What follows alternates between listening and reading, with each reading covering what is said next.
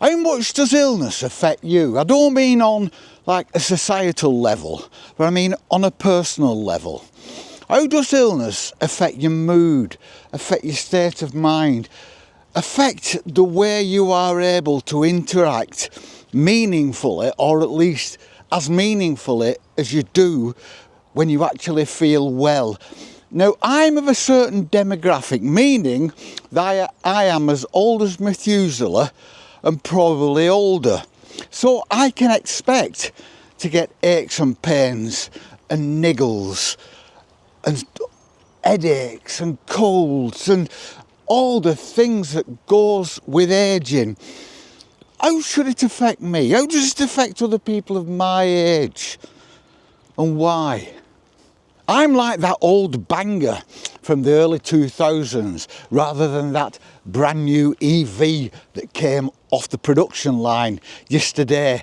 I assess whether I actually know it or not, or whether any of us know it or not, but I think we assess illness, we assess aches and pains, we assess maladies and ailments different than we did generations, or at least decades ago, I should say.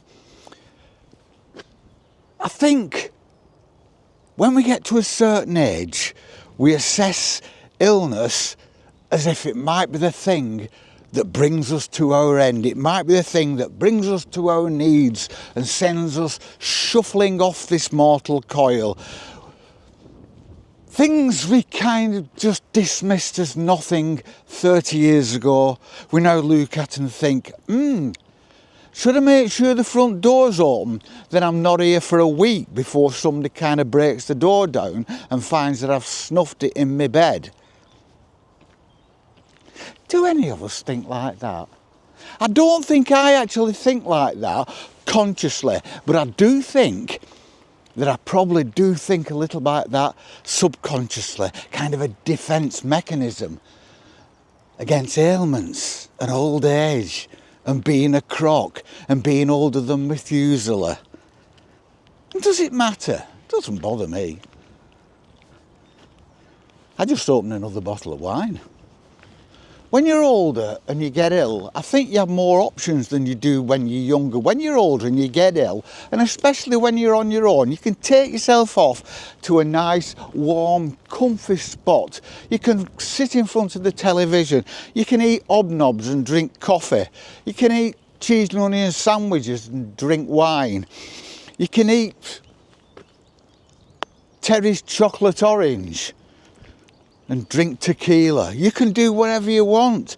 You can read, you can sleep, you can just sit there until the ailment passes, until the malady goes away, or you can sit there until you croak. But when you're younger, you don't have those options, especially when you've got a family and you have to work. When you get ill, you have to think, no, right, what do I do? How's this going to affect me? How's it going to affect my family? How's it going to affect work?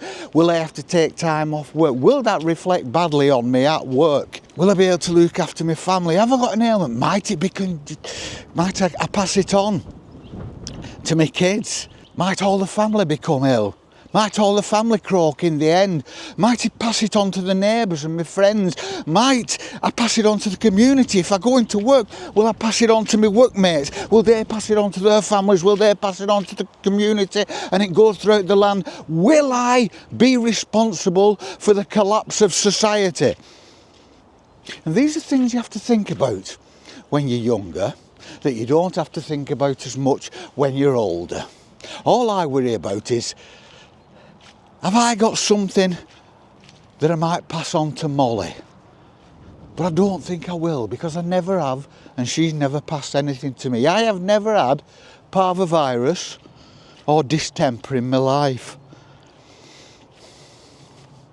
And Molly's never had athlete's foot. Illness does affect those around you. Now, I was lucky that when I got cancer, I was divorced. When I got cancer, I was coming towards retirement age. I wasn't going to retire, but cancer forced me hand, and I'm glad it did, because it was the best thing that ever happened to me. But my cancer has left me with a very restricted Lifestyle, it went wrong. Part of the operation went wrong, which means they had to reverse part of the operation 2 weeks after they'd operated, which meant they were operating twice on an area that had been absolutely devastated and ripped apart by surgery. So obviously things go wrong, and things go wrong on a permanent way. I can't properly digest food, I can't sort food out. I have to live a very restrictive lifestyle. There's lots of times I can't leave the house. I have to get up in the morning to see how I feel before I leave the house. I have to have a very restrictive diet. So that means I have to shop for exactly what I have to shop for. Now I'm on my own, so it doesn't matter. It doesn't matter to me. I go out, I shop when I want, I go out when I feel up to it. It doesn't matter. But if I had a family, can you imagine? If you've got a wife and you've got 2 kids and you're bringing them up, and this happens, how it affects you, how it ruins so many relationships. And I'm not just bringing this up in a glib manner, I'm bringing this up because I realise that it is a massive problem, and it causes massive problems to so many families, and it may have caused problems to the families who are people who are watching this. And if it has, then you have my utmost sympathy, because I know what it can do. I know the position you're in.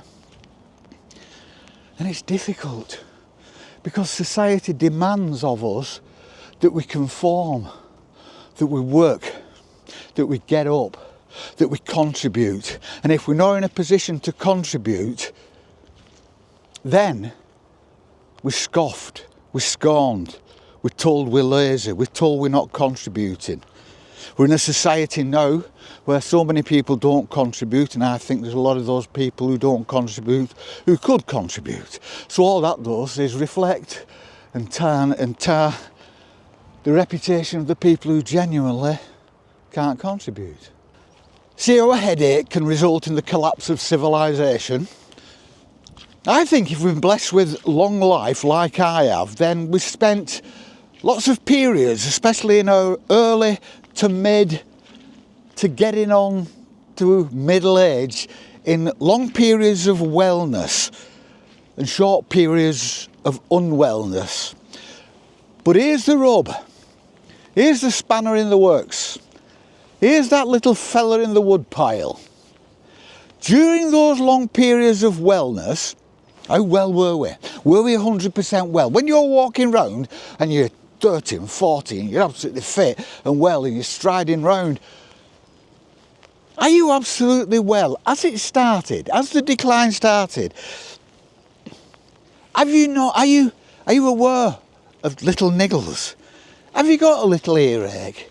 Have you got a watery eye? Have you got a runny nose? Have you got a little sore toe? Have you got a sore back? Is it so insignificant that you don't really think about it? But it's there. So you're not, when you say, I am 100% well, when have you ever been 100% well? You might think you are, but somewhere along the line, somewhere in your body, something will be saying, I'm not so good, I don't feel so well this morning. I'm in here and I've got a slight ache. I'm in head. Remember Numbskulls? Does anybody remember Numbskulls in that comic in England? You could be one of them, couldn't you? I've got an eye ache, but it's so insignificant you don't know about it, but it's actually there. We kind of are walking around our whole life with slight ailments that are insignificant, but they're still there. And basically, the only difference between us then and us now, when you get to my age, is that those ailments and those aches have become a bit more noticeable. They're not terminal, they're an inconvenience. Earache's an inconvenience because it can be sorted. Headache, unless it means something more dangerous and tragic and terminal, is just an headache that will either go when you take a tablet or will go anyway.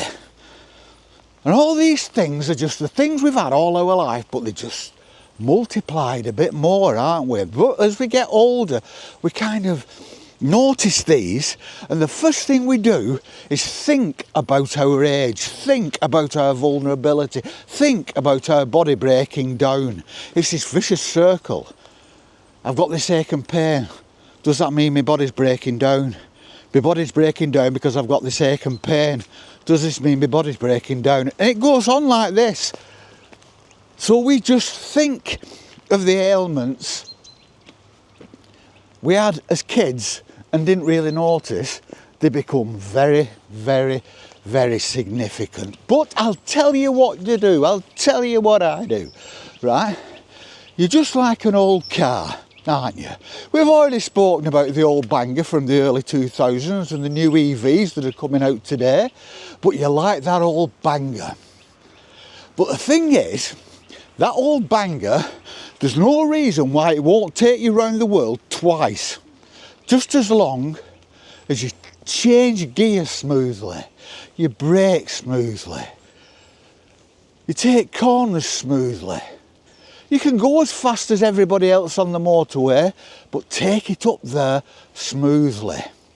Look after the engine, change the oil, check the tyres, check the battery, especially in winter when batteries break down. It's just an old car. Old cars go on forever. How many of these vintage car clubs do you see with all these beautiful old cars? And I'll tell you something about beautiful old cars. They sound a lot better than new cars. They actually look a lot better than new cars, don't they? They've got provenance. They've got character. Old cars have got character and worth. And people love old cars, and people go up to old cars and just want to touch them and listen to them and look at them. Be that old car. We shall see you on the flip. Peace and love. Brum brum.